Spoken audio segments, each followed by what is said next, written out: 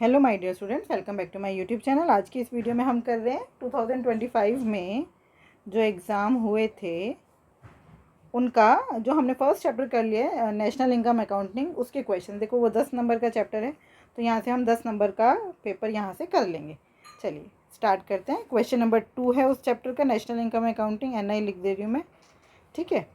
Using the given information complete the table. देखो यहाँ पे नॉमिनल जीडीपी दिया है, रियल जीडीपी। जैसे ही आपको नॉमिनल जीडीपी दिख रहा है तो सबसे पहले दिमाग में क्या आना चाहिए? What is nominal GDP? GDP calculated at the current year price. GDP calculated at current year price. Real GDP क्या है? GDP calculated at base year price. GDP calculated at base year price. GDP deflator का क्या formula होता है? GDP deflator is equals to nominal GDP upon में real GDP into में 100। उन्होंने बोला है जीडीपी डिफ्लेटर अगर 100 है और नॉमिनल जीडीपी आपको दिया 6.5, रियल जीडीपी आपको नहीं पता, और ये इंटू में 100, 100 से 100 कट गया, रियल जीडीपी इधर मल्टीप्लाई में आ गया, तो रियल जीडीपी भी कितना हुआ? 6.5। रियल जीडीपी कितना हुआ? 6.5, ठीक है। अब यहाँ पे देखो, अब ऑप्शन 1 6.5 कहाँ पर है? इसी में ही है, यही आंसर होगा। ये 125 निकालेंगे ही नहीं, लेकिन फिर भी मैं निकाल के दिखा देती हूँ आपको। अब यहाँ पे हमें क्या निकालना है? GDP deflator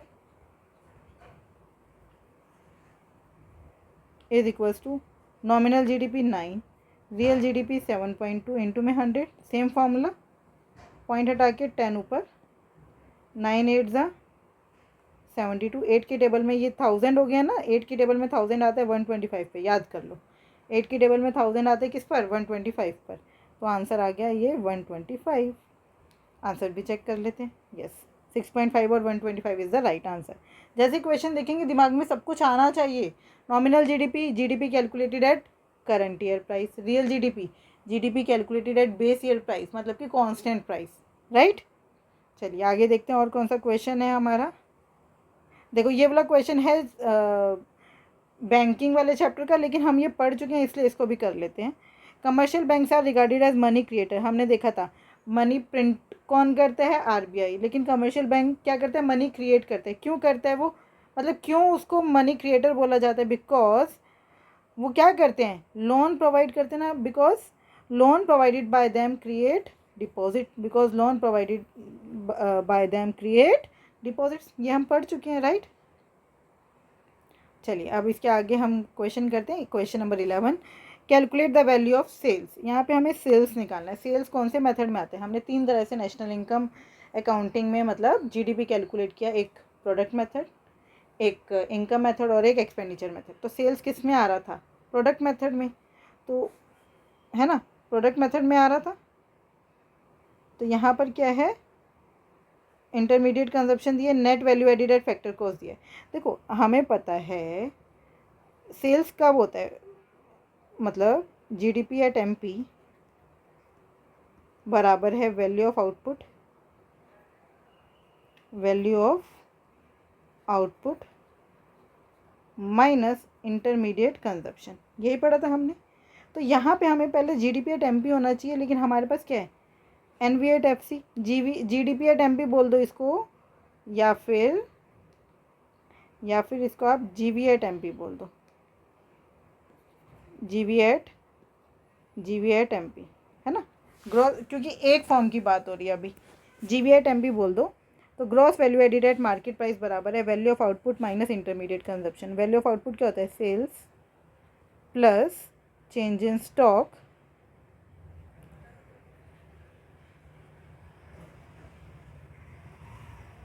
minus intermediate consumption. आ गया ना यहाँ पर सेल्स। अब हमारे पास चेंज इन स्टॉक की वैल्यू है closing stock minus opening stock. Intermediate consumption की भी वैल्यू है, ये रहा इंटरमीडिएट कंजप्शन। बस अगर हमें ये जीवी एट एमपी मिल जाएगा तो क्वेश्चन सॉल्व हो जाएगा। चलो जीवी एट एमपी निकालते हैं। मैं इसमें एक पेज ऐड कर लेती हूँ, ठीक है। चलिए देखते हैं जीवी एट एमपी कहाँ पर पहुँचना है हमें? जीवी एट एमपी पर, मतलब जीवी एट एमपी पर पहुँचना है, लेकिन कहाँ से? एनवी एट एफसी से। तो नेट को ग्रॉस बनाने के लिए प्लस डेप्रिसिएशन, वी का वी। एफसी को एमपी बनाने के लिए, प्लस नेट इनडायरेक्ट टैक्सेस। ठीक है, तो NVAT-FC कितना दिए देखो 2000 प्लस डेप्रिसिएशन कितना है, डेप्रिसिएशन देखो 700 प्लस नेट इनडायरेक्ट टैक्सेस देखो कितना है, सब्सिडीज़ दिया है और इनडायरेक्ट टैक्सेस नहीं दिया। नेट इनडायरेक्ट टैक्सेस क्या होता है, इनडायरेक्ट टैक्सेस माइनस सब्सिडीज़, तो इनडायरेक्ट टैक्सेस नहीं है तो 0 माइनस सब्सिडीज़ कितना है 200, सब्सिडीज़ कितना है 200। ठीक है, तो करते हैं सॉल्व, 2000 जमा 700 जमा प्लस माइनस माइनस 200, तो ये हो गया 2500 रुपीज़ लगाएंगे, लैक्स लगाएंगे, ऊपर लिखा है लैक्स में, आ गया 2.5 लाख। बस अब यहाँ पे वैल्यू डाल दो, ये हो गया 2.5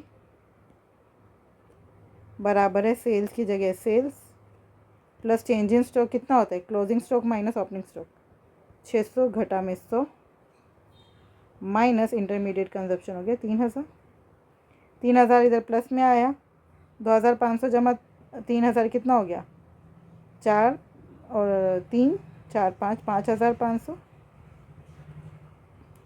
बराबर है सेल्स प्लस 500, ये प्लस में इधर आकर माइनस में, तो सेल्स की वैल्यू आ गई 5000, सेल्स की वैल्यू आ गई 5000 रुपीज़, 5000 लैक्स। ठीक है, मुझे उम्मीद है आपको ये समझ आ गया है। अब देखो जो अब मैं इसको इरेज कर दे रही हूँ तो नीचे आपको सॉल्यूशन मिल जाएगा। अब इनकी तरह नहीं करना है, इन्होंने तो कुछ बताया ही नहीं ना, इनकी तरह करोगे तो नंबर नहीं मिलने वाले हैं, मतलब नंबर मिल जाएंगे लेकिन क्या कैसे करा ये आपको समझ आएगा नहीं, तो पूरा लिख कर करना है बेटा, ऐसे ये पूरा लिख कर करना है, समझ आई, ये भी बताना है, GVAT MPV भी निकालना है, फॉर्मूला लिखोगे तो सब हो जाएगा। बी पार्ट देखते हैं, state and explain any 2 precautions that must be taken while estimating national income by income method. जब हम इनकम मेथड से नेशनल इनकम को कैलकुलेट कर रहे होते हैं तो हमें कौन से 2 प्रिकॉशंस लेने पड़ते हैं। 2 precautions to be taken while estimating national income by income method are, transfer income should not be included. पहला, ट्रांसफ़र इनकम को इंक्लूड नहीं करना होता क्योंकि ये यूनिलेटरल है। Income from sale of second hand goods should not be included, जो income है सेकेंड हैंड गुड्स की सेल से वो इंक्लूड नहीं होती। क्यों, क्योंकि इससे कोई भी गुड्स एंड सर्विसेज का फ्लो, मैंने आपको बताया था क्लास में, बहुत बारी बताया था, गुड्स एंड सर्विसेज का फ्लो अगर हो रहा है तो ही वो नेशनल इनकम में ऐड होगा, है ना, तो ही वो नेशनल इनकम में ऐड होगा, नहीं तो वो नेशनल इनकम में ऐड नहीं होगा। ठीक है, तो income from second hand goods, जब वो फर्स्ट हैंड थी ना तब वो ऐड हो चुकी थी एक बारी, तो दोबारा ऐड नहीं होंगी। ठीक है, अब देखते हैं अभी तक हमारे कितने नंबर का चैप्टर हो गया, 3, ये तो और वाला था ना, 3 और 1 ऊपर 4 नंबर का चैप्टर हुआ, अभी 6 नंबर का और रहता है। चलिए देखते हैं और 6 नंबर कहाँ है, ये रहा 6 नंबर, ये रहे 3 और 3 करके है। ठीक है, ये रहा 6 नंबर का चैप्टर हो गया, 6 4 10। अब समझते हैं, domestic income is always less than national income. देखो डोमेस्टिक इनकम और नेशनल इनकम में किस चीज़ का फ़र्क है, NFI है, याद आ रहा है, नेशनल इनकम बराबर है डोमेस्टिक इनकम प्लस NFI है। ठीक है, NFI क्या है, 0 भी हो सकता है, पॉजिटिव भी हो सकता है, और NFI की फुल फॉर्म याद आ रही है, net factor income from abroad, तो NFI पॉजिटिव भी हो सकता है, 0 भी हो सकता है और नेगेटिव भी हो सकता है। अगर NFI 0 है तो नेशनल इनकम और डोमेस्टिक इनकम बराबर हो गई, अगर NFI पॉजिटिव है तो नेशनल इनकम मतलब डोमेस्टिक इनकम नेशनल इनकम से कम हो गया, या फिर हम ये कह सकते हैं नेशनल इनकम डोमेस्टिक इनकम से ज़्यादा हो गई। अगर NFI नेगेटिव है तो डोमेस्टिक इनकम नेशनल इनकम से ज़्यादा हो गई। इसका मतलब हम ये नहीं कह सकते कि डोमेस्टिक इनकम नेशनल इनकम से हमेशा कम ही होगी, डोमेस्टिक इनकम नेशनल इनकम के बराबर भी हो सकती है, डोमेस्टिक इनकम नेशनल इनकम से ज़्यादा भी हो सकती है, और डोमेस्टिक इनकम नेशनल इनकम से कम भी हो सकती है। किस पे डिपेंड करेगा, net factor income from abroad पर। तो आपका आंसर देखो बहुत अच्छे से यहाँ पे एक्सप्लेन किया है, ये CBSE का आंसर है। No, net factor income from abroad needs to be added to domestic income to arrive at the value of national income, है ना। Domestic income will be less than national income when NFIA is positive, that is factor income from abroad is greater than factor income to abroad, whereas domestic income will be more than national income when NFIA is negative। आप इसको पढ़िए और मैंने आपको पूरा explain कर दिया, वही चीज़ लिखी है बस, ठीक है। इसी का ही दूसरा पार्ट है, क्योंकि 6 नंबर का है ना, 3 नंबर का ये और 3 नंबर का ये। Distinguish between positive externalities and negative externalities. देखो पॉजिटिव एक्सटर्नलिटीज़ क्या होता है, positive externalities refer to benefit cause by one entity to another without being paid for it. Positive externalities क्या होता है, मतलब पॉजिटिव एक्सटर्नलिटीज़ में क्या होता है कि किसी को बेनिफिट हो रहा है लेकिन उसके लिए उसको without being paid for it, मतलब उनके काम, किसी के काम से किसी और को बेनिफिट तो हो गया लेकिन उनको उसके बदले में पेमेंट नहीं मिली, वो होता है पॉजिटिव एक्सटर्नलिटीज़। जैसे कि आपके आसपास क्या डेवलप हो जाए, पब्लिक पार्क, तो उससे आपको बेनिफिट हुआ लेकिन जिसने वो पार्क डेवलप किया, ये गवर्नमेंट ने, उनको तो कोई उसके लिए पेमेंट नहीं मिली ना। नेगेटिव एक्सटर्नलिटीज़ क्या होता है, इसका opposite, negative externalities refer to harm caused by one entity to another without being penalized for it। Negative externality में क्या होता है, भाई एक एंटिटी के काम से दूसरे को नुकसान हो गया लेकिन अब जिसकी वजह से नुकसान हुआ है ना, उसके ऊपर कोई उसको पेनलाइज नहीं किया गया। तो example, smoke emitted by factory, एक फैक्ट्री से स्मोक निकल रहा है, उससे सभी लोगों को प्रॉब्लम हो रही है, उनका डॉक्टर का खर्चा बढ़ रहा है ना, उनको अस्थमा की दिक्कत हो रही है, जो भी है, मतलब ऐसे प्रॉब्लम हो रही है, लेकिन फैक्ट्री के ऊपर किसी तरह का कोई भी किसी भी तरह से फैक्ट्री को पेनलाइज नहीं किया गया है। तो ये क्या है, नेगेटिव एक्सटर्नलिटीज़। अब हम देखते हैं और वाले क्वेश्चंस। बी का first part, in two sector economy consumption expenditure by households is always equals to aggregate expenditure on goods and services produce by the firm. आपको याद है, हमने देखा था, ये सर्कुलर फ्लो ऑफ इकोनॉमी पढ़ा था। तो जब सर्कुलर फ्लो में जहाँ पे 2 ही सेक्टर हैं, अगर 2 सेक्टर्स हैं तो क्या है, कोई भी लीकेज या इंजेक्शन तो हो ही नहीं रहा। जब कोई भी लीकेज या इंजेक्शन हो नहीं रहा तो कंजप्शन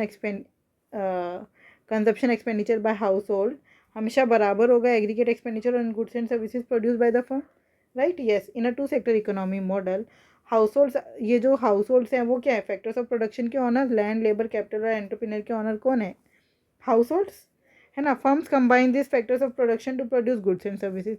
फर्म जो है वो गुड्स एंड सर्विसेज को कंबाइन कर लेते हैं। Firms combine this factors of production to produce goods and services, they make factor payment. और वो क्या करते हैं, factor payment, they make factor payment, rent, wages, interest and profit to households. Firm जो है, ये जो households factors of production है, हाउस होल्ड्स ही फैक्टर्स ऑफ प्रोडक्शन है ना, उनको कंबाइन करते हैं और उनको क्या देते हैं, factor payment, rent, wages, interest and profit. और वो जो पैसा उनको मिल रहा है वो आगे फिर से गुड्स एंड सर्विसेज खरीदने के लिए यूज़ करते हैं, मतलब अपना एक्सपेंडिचर करते हैं। तो सेम हुआ ना, दस income earn by the factors of production, जो फैक्टर्स ऑफ प्रोडक्शन को जो इनकम मिल रही है वो वापस किसके पास चली जाती है, फर्म्स के पास चली जाती है, in the form of aggregate consumption expenditure, right. तो ये 3 नंबर का क्वेश्चन है आपका, आपको इसको अच्छे से लर्न कर लेना है। सेकेंड क्वेश्चन देखिए, problem of double counting leads to overestimation of output in an economy. Double counting अगर हो जाएगी तो उससे आउटपुट का ओवर एस्टिमेशन हो जाएगा। जस्टिफाई द गिवन स्टेटमेंट, आपको इस स्टेटमेंट को जस्टिफाई करना है एग्जाम्पल देकर। तो एग्जाम्पल जो मैंने क्लास में दिया था वही देंगे फिर से। Problem of double counting refers to counting the value of goods and services more than once. Double counting का क्या मतलब है, आपने एक से ज़्यादा बारी उसको काउंट कर लिया, तो उससे क्या होगा, आपके जो आउटपुट है वो ओवर एस्टिमेटेड हो जाएगा। जैसे कि एक फार्मर ने 100 रुपये का वीट प्रोड्यूस किया, ठीक है, और उसने कोई इनपुट यूज़ नहीं किया है, मतलब इनपुट की वैल्यू 0 है। फिर बेकर ने उससे 50 रुपये का वीट ख़रीदा और उससे क्या बना दी, 200 रुपये की ब्रेड।